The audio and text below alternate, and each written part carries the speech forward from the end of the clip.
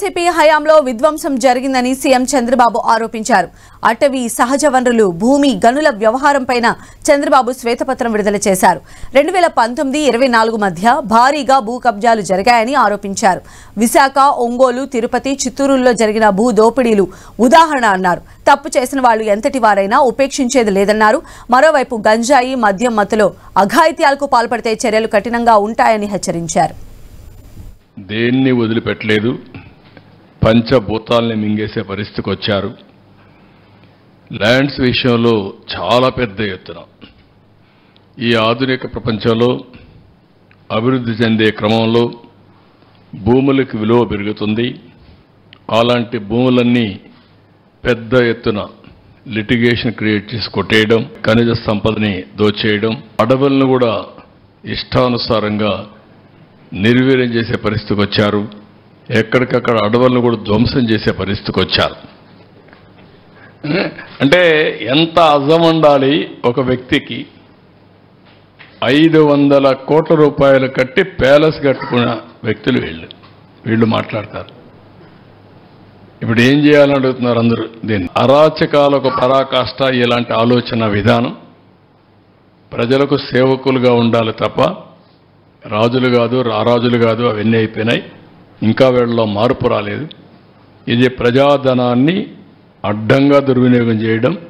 మీ భూములు ఎవరైనా కొట్టేసినా, మీ అసైన్మెంట్ భూములు బలవంతంగా లాగేసుకొని ఫ్రీ హోల్డ్ చేసుకున్నా, లేకపోతే మీకు తెలిసి ఎక్కడైనా అరాచకాలు, అన్యాయాలు చేసి ప్రభుత్వ భూములు కానీ ప్రైవేటు భూములకు కానీ హాని తలపెట్టిన వ్యక్తులుంటే అవన్నీ మాకు చెప్పండి.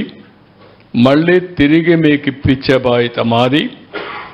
చట్ట వ్యతిరేకంగా ఆక్యుపై చేసుకున్న వాళ్ళని పనిష్ చేసే బాధ్యత కూడా తీసుకుంటాం. మీవి క్రషర్ దగ్గర నుంచి పెద్ద పెద్ద క్వారీ వరకు ఏదున్నా కూడా మీవి కానీ బలవంతంగా లాగేసుకుంటే మీరు మాకు రిపోర్ట్ చేయండి. ముందుకు రండి, ధైర్యంగా మీకు ఇప్పిస్తాం. యథేచ్ఛగా ఫ్రీగా మీరు చేసుకునే స్వేచ్ఛ మీకు కల్పిస్తాం. మామూలు విధ్వంసం కాదు ఇది. దాన్ని క్షమించడాన్ని నేరం చేశారు. ఎవడతను? ఎక్కడి నుంచో వచ్చాడు, ఊడిపడ్డాడు. ఇక్కడుండే ఆఫీసర్ కూడా పెట్టల హెడ్ని. దోపిడీకి యథేచ్ఛగా చేయడానికి అన్ని డిపార్ట్మెంట్లో మీరు చూస్తే క్రమ పద్ధతిలో టీటీడీ ఎక్కడ ఆఫీసర్ అతను, ఎక్కడ డిఫెన్స్లో పనిచేశాడంట, లేకపోతే బ్రివరీస్ కార్పొరేషన్, లేకపోతే మైనింగ్ కార్పొరేషన్, లేకపోతే ఇంకొక పక్కన ఫైబర్, చాలా అన్ని ఆల్మోస్ట్ ఆల్ రెవెన్యూ డబ్బులు వచ్చే డిపార్ట్మెంట్స్ అన్నీ కూడా మీరు చూస్తే బయటని తీసుకొచ్చి పెట్టారు. దోపిడీకి కోసమే తీసుకొచ్చి పెట్టి దోపిడీ చేశారు తప్ప ఇంకోటి కాదు. అలాంటి వాళ్ళే పెట్టారు అక్కడ. మాట్లాడేదంతా కూడా సాక్ష్యాధారాలతో సహా ఉన్నా.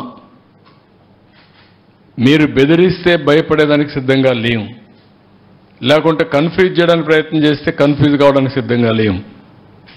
నేరాన్ని నేరంగానే చూస్తాం, నేరస్తులను నేరస్తులుగానే చూస్తాం, తప్పు చేసిన వాడిని పనిష్ చేస్తాం.